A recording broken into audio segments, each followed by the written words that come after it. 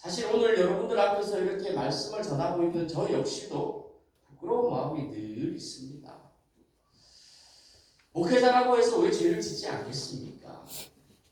왜 부끄러운 일이 없겠습니까? 때로는 아무도 보지 않는 곳에 가서 가슴 치면서 내가 왜 그랬지? 내가 왜 이랬을까? 야, 한탄할 때가 얼마나 많은지 모릅니다. 하지만 여러분, 그럴 때에라 더 주님 앞에 나아가야 할 줄 믿습니다. 오늘 주님께서 본문에 이렇게 말씀하셔요. 주 여호와께서 이같이 말씀하셨느니라. 내가 너희를 모든 죄악에서 정결하게 하는 날에 성읍들에 사람이 거주하게 하며 황폐한 것이 건축되게 할 것인즉. 할렐루야. 하나님 앞에 우리가 온전히 나아가기만 하면, 우리의 전심으로 우리의 진심으로 주님 앞에 나아가기만 하면 주님께서는 우리를 십자가의 보혈로 정결케 하여 주시는 줄 믿습니다.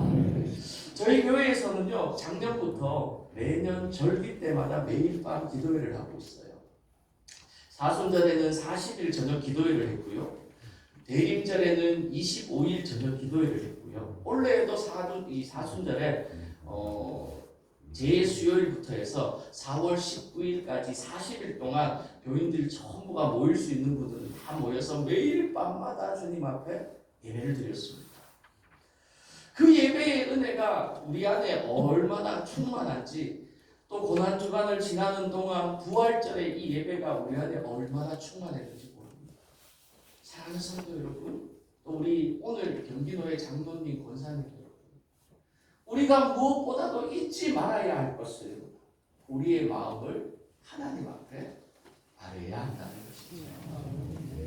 때로는 우리의 사역에 함몰될 때도 있고요. 때로는 내 위치에, 때로는 내 생각에 내가 함몰될 때도 있습니다. 하지만 그때라도 우리가 잊지 말아야 할 것은 십자가의 예수 그리스도를 잊지 말아야 하는 것이죠. 우리 안에 그 십자가의 예수 그리스도가 명령이 흘러나아갈 때에 십자가의 보혈의 피가 우리를 정결케 하여 주실 줄 믿습니다. 우리 안에 그 예수 그리스도의 십자가의 피가 정결하게 만들어주는 그때 하나님은 우리를 통하여 일하시게 되는 것이죠. 여러분들의 교회를 통하여 여러분들의 목사님과 함께 동력하여 힘을 합하고 성도들과 마음을 합하여 여러분들의 교회가 지역사회에 하나님의 살아계심을 증거하는 교회요, 예수 그리스도의 이름을 전하는 교회요, 성령 하나님의 권능을 드러내는 복된 교회로 세워주실 줄 믿습니다. 언제요? 우리가 예수 그리스도의 십자가로 먼저 정결하여 질 때. 그때 어떤 일이 일어납니까? 성읍 위에 사람이 거주하게 될 것입니다. 황폐한 것이 건축하게 할 것인지. 할렐루야. 아멘. 우리가 주님 앞에 먼저 우리의 마음을 찢고, 우리가 먼저 주님 앞에 우리의 마음을 정결하게 나아갈 때 하나님께서 우리의 교회를 채우실 줄 믿습니다. 예배자들도 채워질 것이고 일꾼들도 채워질 줄로 믿습니다. 저는요, 사실 요즘 그거 경험하면서 살아가고 있는 거예요. 처음에는요, 너무 혼자서 힘들었어요.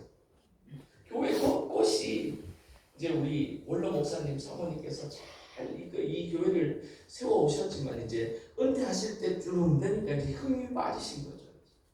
그러다 보니까 이제 젊은 사람 눈에는 곳곳에 이제 좀 그런 것들이 보였어요. 그래서 등도 사실 제가 싹 갈고요.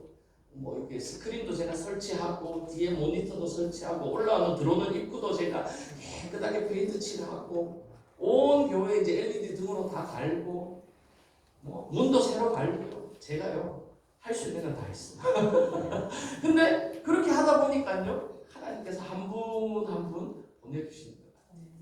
아까 앞에서 찬양했던 분들이요, 한 분은 우리 원로 목사님 사모님이시고요, 한 분은 우리 집사람이고요, 한 분은 우리 전도사님 사모님이고요, 한 분은 우리 전도사님이고요, 한 분만 우리 교회 집사님이에요. 근데 이분들이요 다 작년에 오신 분들이에요.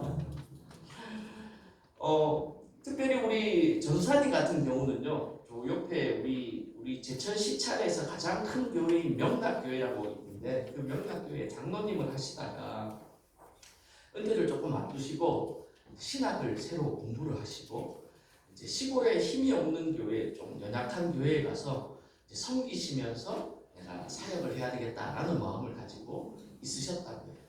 하루는 그 교회 목사님이 전화가 오신 거예요. 목사님, 왜 목사님? 혹시 교회 전도사님 필요합니까? 이렇게 물으시는 거예요. 그래서 아니 있으면 너무 좋지요. 근데 전도사님 사례를 좀 형편이 안 돼요. 그러니까 우리 교회 장로님 한 분이 계신데 사례 받지 않고 이렇게 사역을 하시고 싶어 하시는 분이 있대요. 목사님 혹시 그분 필요하십니까? 이러시더라고요.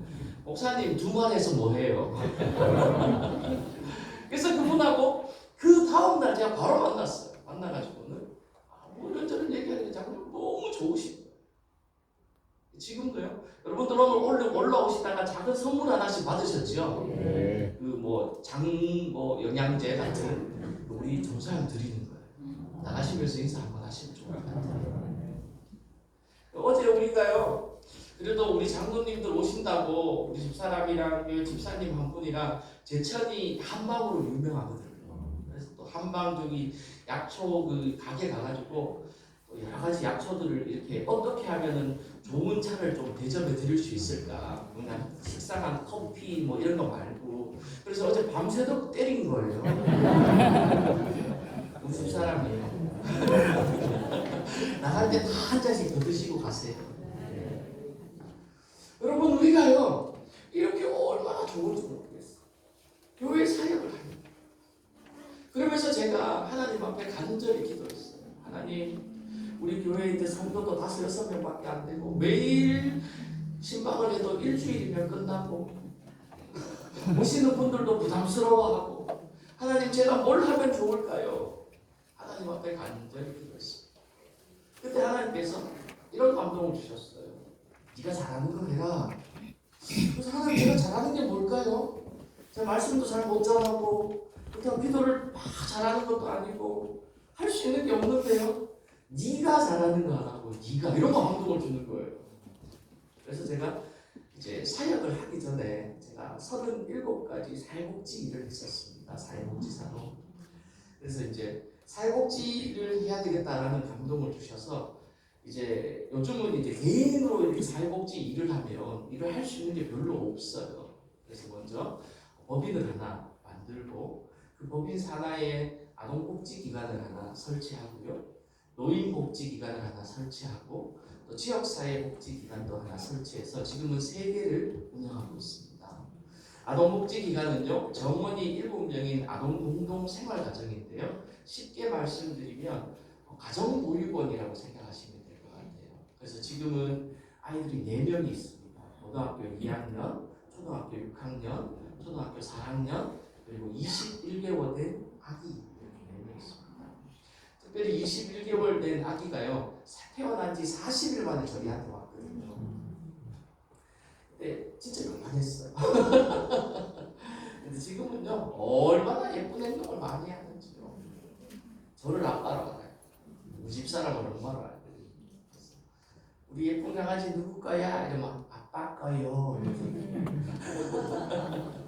얼마나 좋은지 모릅니다.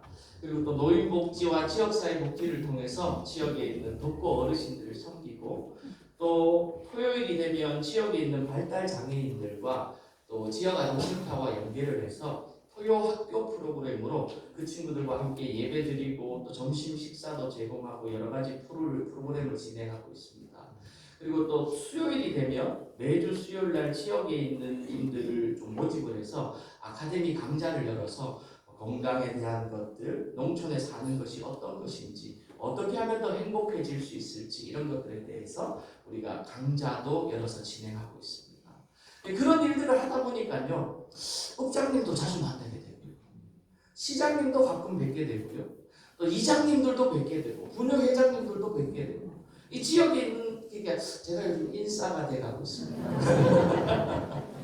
어제도 여기 이제 봉양읍에 문화복지센터라는 건물이 하나 세워져 있는데요. 거기 이제 어제 이제 카페 시음회를 하는데 제가 우리 봉양읍의 주민 그 자치위원으로 제가 원래 들어갔거든요.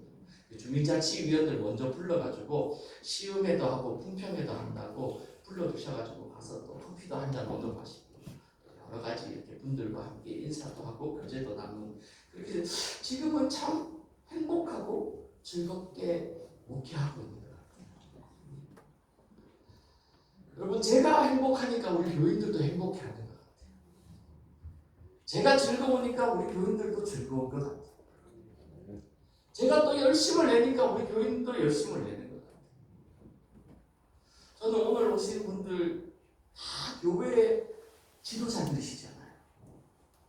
여러분들이 행복했으면 좋겠습니다. 여러분들이 즐거웠으면 좋겠습니다. 여러분들이 무엇보다도 주님 안에 가장 정결하신 분들이었으면 좋겠습니다. 그렇게 될 때 하나님은 여러분들을 통하여 사람들을 모으시고 건축하실 일을 행하실 줄 믿습니다. 그러면서 이렇게 말씀하셔요. 전에는 지나가는 자의 눈에 황폐하게 보였던 그 황폐한 땅이 장차 경작이 될지라. 사람이 이르기를 이 땅이 황폐하리니 이제는 에덴 동산같이 되었고 황량하고 적막하고 무너진 성읍들의 성벽과 주민이 있다 하리니. 할렐루야. 저는요 이 말씀 붙들고 지금도 기도합니다. 우리 봉양 제일교회가 점점 그렇게 이루어져 가고 있습니다. 우리 봉양 지역이 우리 봉양 제일교회를 통해 하나님의 살아계심을 바라볼 수 있는 지역이 될 줄로 믿습니다.